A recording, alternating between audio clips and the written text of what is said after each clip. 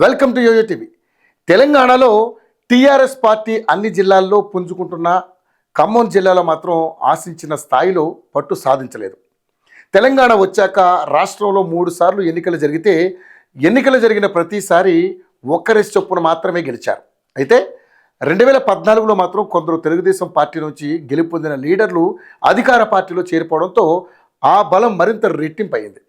ఇందులో సత్తుపల్లి ఎమ్మెల్యే సండ్ర వెంకట వీరయ్య కూడా ఒకరు. అయితే రాష్ట్రంలో కారు పార్టీ అధికారం కోల్పోగానే సండ్ర వెంకట వీరయ్య కూడా పక్క చూపులు చూస్తున్నారని జిల్లాలో జోరుగా ప్రచారం జరుగుతోంది. ఇక సత్తుపల్లి నుంచి సండ్ర వెంకట వీరయ్య హ్యాట్రిక్ విజయం నమోదు చేశారు. గత కేసీఆర్ ప్రభుత్వంలో సండ్రకు మంత్రి పదవి దక్కుతుందని ప్రచారం జరిగినా సమీకరణాల నేపథ్యంలో సాధ్యపడలేదు. అయితే సండ్రకు కేసీఆర్ మాత్రం అత్యంత ప్రాధాన్యత ఇచ్చారని పార్టీ వర్గాలు అంటున్నాయి. కానీ గతేడాది జరిగిన అసెంబ్లీ ఎన్నికల్లో సండ్రకు సత్తుపల్లి ప్రజలు దిమ్మ తిరిగి షాక్ ఇచ్చారు. అక్కడ కాంగ్రెస్ ఎమ్మెల్యే మట్టా రాఘమయ్య భారీ మెజార్టీతో విజయం సాధించారు. కానీ ఓటమిని అంగీకరించిన సండ్ర మాత్రం పార్టీ కార్యక్రమాల్లో చురుగ్గానే పాల్గొంటూ కేడర్ చేజారిపోకుండా జాగ్రత్త పడుతున్నారు.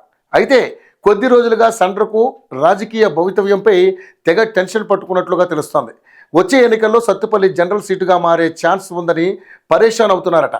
ఒకవేళ నియోజకవర్గాల పునర్విభజన జరిగి సత్తుపల్లి జనరల్గా మారితే తన రాజకీయ భవిష్యత్తు ఏంటని అనుచరులతో సమాలోచనలు జరుపుతున్నట్లుగా సమాచారం. ఇప్పుడున్న పరిస్థితుల్లో బీఆర్ఎస్ పార్టీలో సిట్టింగ్ ఎమ్మెల్యేలకు మాత్రమే టికెట్ ఇస్తున్నారు. అలాగని తనను మరో నియోజకవర్గానికి మార్చే పరిస్థితి లేదని టెన్షన్ పడుతున్నారట. అందుకే మాజీ ఎమ్మెల్సీ సండ్ర వెంకట వీరయ్య పార్టీ మారుదామని డిసైడ్ అయ్యారని తెలుస్తోంది. ఇక సండ్ర వెంకట వీరయ్య పొలిటికల్ లైఫ్ తెలుగుదేశంలోనే మొదలైంది. 2014 ఎన్నికల్లో సత్తుపల్లి నుంచి తెలుగుదేశం ఎమ్మెల్యేగా ఆయన గెలిచారు. అప్పట్లో ప్రస్తుతం సీఎం రేవంత్ రెడ్డి, వేం నరేందర్ రెడ్డి లాంటి నేతలతో చాలా క్లోజ్గా ఉన్నారు. ఆ పరిచయాలతో అధికార పార్టీకి దగ్గరవ్వాలని భావిస్తున్నారట. అయితే సీఎం రేవంత్ రెడ్డి పిలుపు వస్తే మాత్రం కండువా మార్చేందుకు సిద్ధంగా ఉన్నారని తెలుస్తోంది.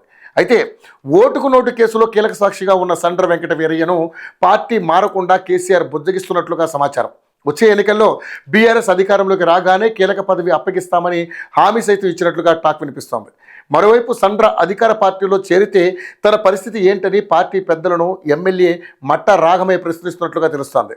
సండ్ర వెంకట వీరయ్యపై వ్యతిరేకతతోనే తనను భారీ మెజార్టీతో ప్రజలు గెలిపించారని, ఆయన్ను పార్టీలోకి చేర్చుకుంటే లాభం కంటే నష్టమే ఎక్కువని అంటున్నారు.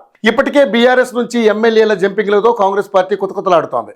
ఈ నేపథ్యంలో సండ్ర రాజకీయ భవితవ్యం ఎలా ఉండబోతోందో చూడాలి.